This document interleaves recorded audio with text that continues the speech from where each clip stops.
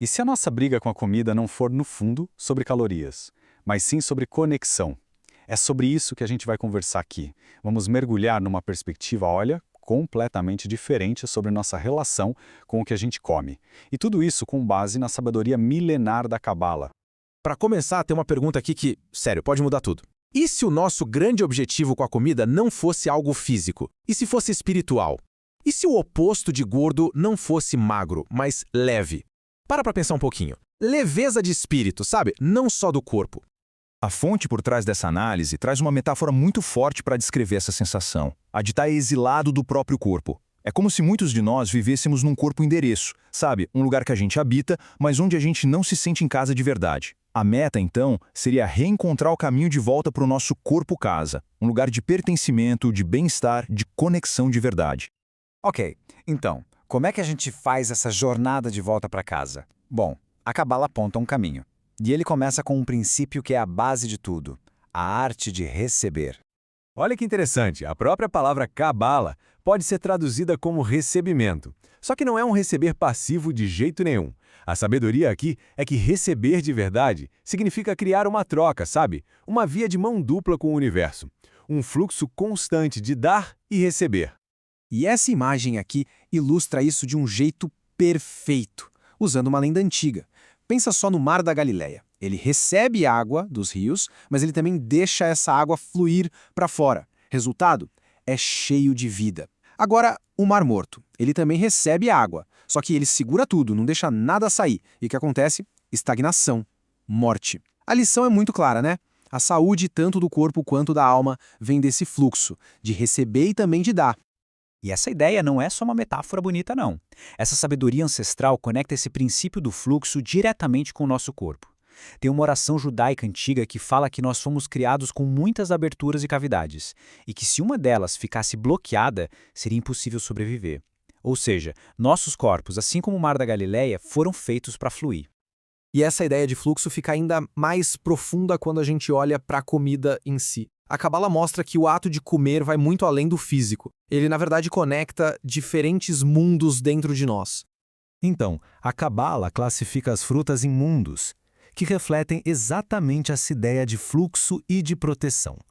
O primeiro mundo é o das frutas entregues. Pensa num morango, numa amora. Elas são totalmente comestíveis. Não tem casca, não tem caroço. Elas representam uma conexão pura, sabe? Sem nenhuma obstrução. Uma entrega total. Depois, a gente tem as frutas defendidas. Aqui a coisa muda um pouco. O coração da fruta tem uma barreira de proteção, que é o caroço que a gente não come. Pensa no pêssego, na ameixa. Elas simbolizam um nível que já precisa de alguma proteção interna, uma defesa ali no centro. E por último, as frutas super defendidas, tipo nozes, cocos, elas têm aquela casca externa super dura, quase impenetrável. E o mais legal aqui é a ideia de que essas formas físicas, na verdade, espelham as nossas próprias barreiras, as barreiras espirituais, emocionais, aquelas cascas que a gente cria para se proteger do mundo, né? Tudo isso leva a gente para uma pergunta fundamental. O que é que cria essas barreiras? O que nos leva para esse estado de exílio no nosso próprio corpo? A resposta, de acordo com a Cabala, está numa luta interna bem específica.